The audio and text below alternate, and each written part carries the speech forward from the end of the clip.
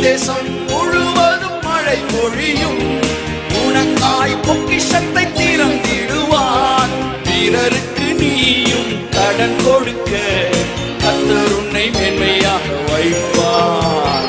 பிறருக்கு நீயும் கடன் கொடுக்க கர்த்தர் உன்னை மேன்மையாக வைப்பார்.